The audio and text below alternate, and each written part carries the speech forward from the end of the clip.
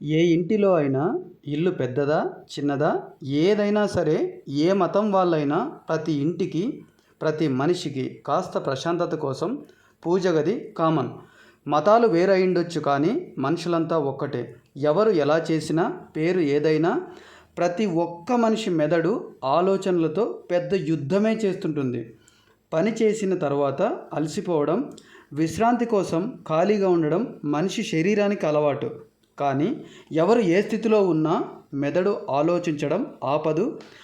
మెదడు అలసిపోవడం అస్సలు జరగదు. ఇలాంటి పరిస్థితుల్లో కొంతమంది మెదడు ఆలోచనలకు కాస్త విరామం ఇవ్వడం కోసం పెట్టుకున్న పేరే పూజ, ప్రార్థన, నమాజ్.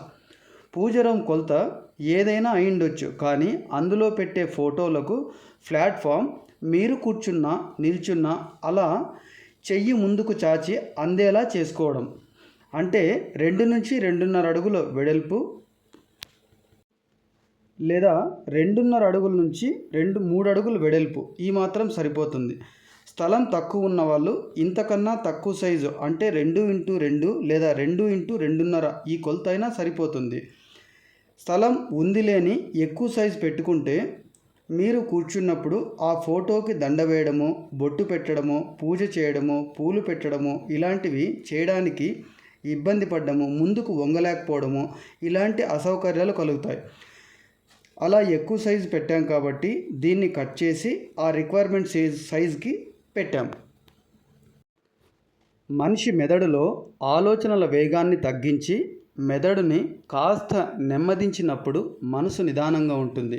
దానివల్ల రక్త ప్రవాహం నిదానంగా ఉంటుంది.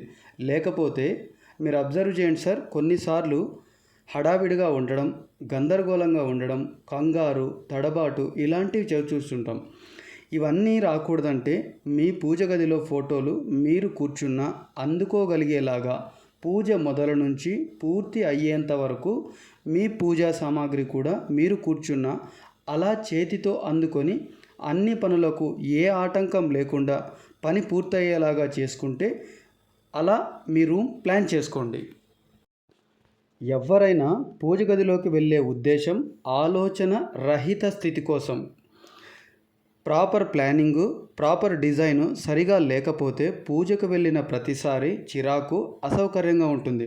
అలా ఎవ్వరూ ఉండకూడదని పూజ గది మీకు సౌకర్యంగా లేదా మీరు కూర్చున్నప్పుడు అలా చెయ్యి చాచి చిన్న ప్రాక్టీస్ చేసుకోండి. ఎంత దూరం ఎంత వెడల్పులో ఉంటే మీకు బాగుంటుంది అనే విషయం మీకే అర్థమవుతుంది. వేరే ఎవరు కొలత చెప్పాల్సిన పని లేదు. మీకే తెలియాలంటే ఈ చిన్న ప్రాక్టీస్ అవసరం. ఇలా ఆలోచన చేయకుండా costly Granito costly nano tiles వేయించుకుంటే వాటిని మార్చాలనుకున్నప్పుడు, పగలగొట్టాలనుకున్నప్పుడు మీ డబ్బు, సమయం, మెటీరియల్ ఇవన్నీ వృధా అవుతాయి. ఇలా వృధా కాకుండా పక్కా ప్రణాళికతో ముందస్తు జాగ్రత్తగా నిర్మించుకోండి.